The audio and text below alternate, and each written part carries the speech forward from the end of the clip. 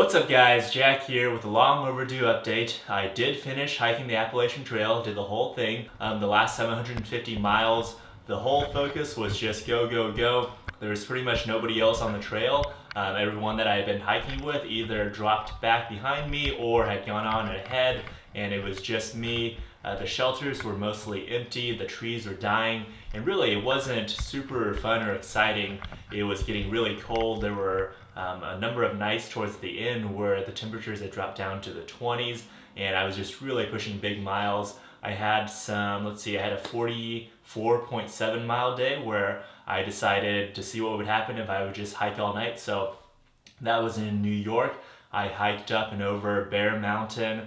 It was really cool. Like when you're hiking at night, you'll see a lot of deer. I saw probably a dozen deer on Bear Mountain, and like when you shine a headlamp into a deer's eyes, it does something to their brain where they just stare at you until their pupils can dilate. And so I guess that's why deers get hit by cars all the time, because they'll just freeze. And you could literally walk up to the deer, and I made a joke to a friend, like if I wanted to, I could punch some deer in the face. I didn't, but that's how close you could get to these deer when you're hiking at night. They just stop and stare at you.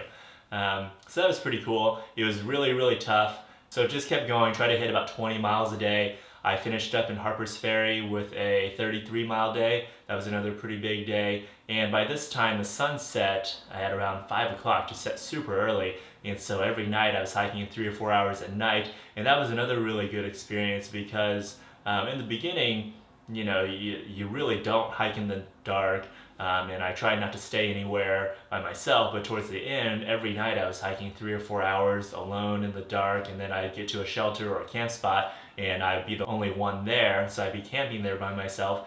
So it just pushed another threshold. I feel like this hike was a lot about pushing thresholds and pushing limits. I never exerted myself to this amount, never pushed physically through pain, through damage. My feet still have stress fractures. They still hurt whenever I do anything intensive, and push through that fear of the dark, push through that fear of being in the woods alone at night, and that was really beneficial. So now I'm focused on building short little documentaries for the channel. That's what I want to do now, is wrap up all of these informational videos that I've had in the past, but put them in a story format, a little higher quality video footage, and make it into a documentary so that it's actually a lot more interesting to watch. So one of the first examples that I'll be doing is just a short documentary on how I'm putting weight back on in the gym using intermittent fasting to put lean muscle mass on while really keeping the fat off. And actually it's really, really surprising how quickly my strength is coming back, how quickly the weight is coming back,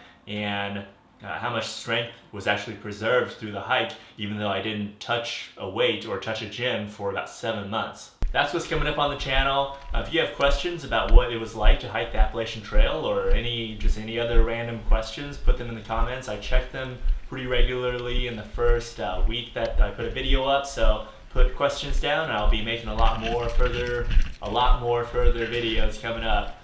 And yeah, thanks for watching guys. Have an awesome day.